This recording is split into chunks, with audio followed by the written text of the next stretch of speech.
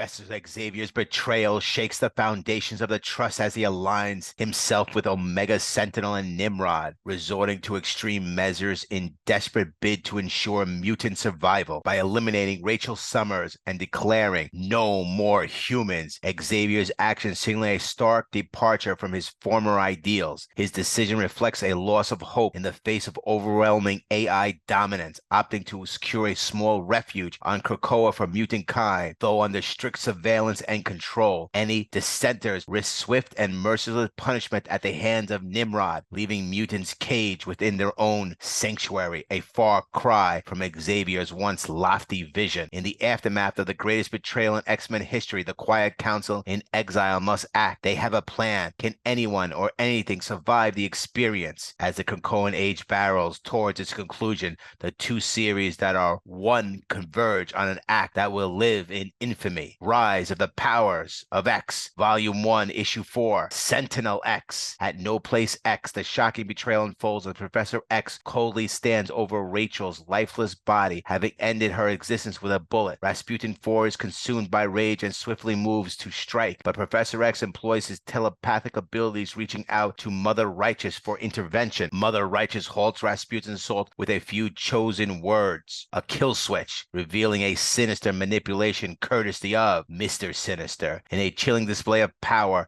Xavier then shuts down all of Rasputin's pain receptors, rendering her incapacitated and removing her from the confrontation. As Rasputin's four mutant abilities are strong, Charles is forced to take drastic action, ending her threat by fatally shooting her in the head. Meanwhile, Mother Righteous, despite being in prison, unveils a plan to dissolve her other self within the white-hot room. Charles senses her potential betrayal but assumes her powers drained after her failed attempt at dominionhood. However, he remains wary of her attention, so he puts her down also. In a bold move, Charles transports No Place X directly to Krakoa, then signaling his willingness to negotiate with Omega Sentinel. He offers up Stasis' wife as a bargaining chip and proposes a one-on-one meeting with Omega Sentinel, aiming to secure a deal for mutant kind survival. Omega Sentinel is intrigued by Charles Xavier's unexpected appearance for a one-on-one meeting. Charles reveals his awareness of the impending defeat against the AI and proposes a radical solution, allowing mutant kind to thrive on Krakoa while humanity faces its demise. He suggests that mutants and humans have always been on opposing paths, and now is the time to prioritize mutant survival. Charles offers to collaborate with the AI to ensure mutant kind's prosperity, earning himself the moniker Sentinel X. In the Atlantic, within the white-hot room of Krakoa, the five are in the process of resurrecting Rachel Summers. As she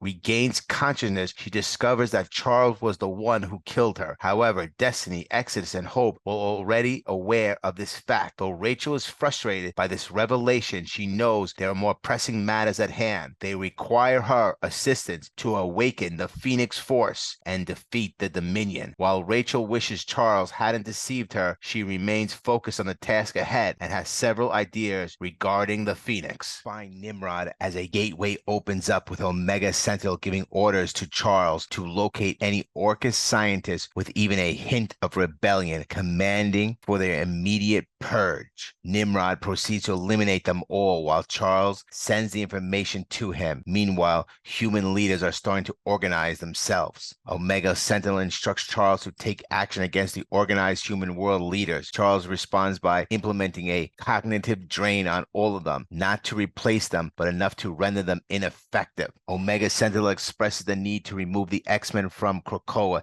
suggesting they will provide mutants with their own island cage instead. Charles Xavier expresses disappointment, hoping for more mature behavior from their superiors. Omega Sentinel responds, stating she is from the future and knows the consequences of persecution, emphasizing that mutants killed everyone. Charles Xavier asserts his choice to create a future that includes both mutants and AI, urging Omega Sentinel to focus on direct and specific orders rather than grandstanding. Mora and Enigma discusses Charles' actions, with Mora expressing disbelief at his betrayal of humanity for mutants. Enigma, however, suggests that Charles' behavior indicates he may have an ulterior motive, as he hasn't mentioned the Dominion Enigma himself. Enigma advises Mora to stay away from Charles, expressing distrust towards him but confidence in their eventual victory. Enigma reflects on the uncertainties of of the future and the limitations of his own abilities. Hope Summer addresses mutant kind, informing them that Krakoa is under attack and its core has been forced to leave the island. Apocalypse has taken it upon himself to retrieve the core and return it home, where they will confront their adversaries. Despite the challenges, everyone, including those who have undergone combat training, is prepared to join the fight for the world, with Krakoa at the forefront. It's noteworthy that Prodigy, Rasputin 4, Archangel, and other mutants have been resurrected. However, a significant question arises regarding how they will plant flower gates and transport the Strike Force team. A surprise resurrection occurs. Mr. Sinister still possessing Doug X gene and the connection between Doug and Krakoa. Before he can provide further information, Rasputin 4 attacks him, enraged by her conclusion that Sinister colluded with Xavier. Sinister finds the situation amusing, Rasputin 4 being tricked by Professor X, but insists that now is not the time for retribution. He believes he can insist in getting everyone home safely, suggesting they can deal with his fate once they return. Meanwhile, Apocalypse drags the core of Krakoa along with Sentinels hot on his trail, aiming to halt his progress. As flowers blossom on Krakoa, each petal serves as a gateway for the X-Men to return to Earth. With every bloom, an X-Men member emerges ready to defend both Krakoa and Apocalypse. Omega Sentinel informs Professor X of the casualties among humanity resulting from his actions. Professor X emphasizes that even one casualty is unacceptable. Omega Sentinel presses on, stating that the humanity must be defeated, and the X-Men are currently targeting the solar weaponry on the Sentinel City. She seeks an alternative method of annihilation should the X-Men succeed. Professor X agrees to provide the nuclear codes, recognizing that mutants must be on the victorious side for once. Picking up on the action on Krakoa, Earth, Exodus on a rampage, obliterating Sentinels with fury. He's determined not to lose Krakoa again, directing his rage at Orchis and the Iron Man Sentinels. However, amidst this battle, the truth emerges that this confrontation with Orchis is merely a minor skirmish compared to the greater threat looming on the horizon. Picking up with Mother Righteous in her maximum security cell in Orchis, Enigma approaches her. She pleads for her life, offering to divulge any information he desires. Enigma has been striving to eliminate the Phoenix from existence, and while successfully, the newly opened dimensions by Moira's actions might offer a chance to permanently eradicate it. Recognizing the potential threat, Enigma alerts all Dominions about the rebirth of the Phoenix and the creation of the Phoenix Blade, a weapon capable of killing them. The X-Men's plan involves resurrecting the Phoenix, a formula force that can challenge gods, dominions, and even Enigma. As the body of Jean Grey is shown flickering, a fire emerges, gradually engulfing her. The Dominions communicate to Enigma that if the Phoenix returns, they will unite to confront it. Next, Rise of the Powers of X, Volume 1, Issue 5.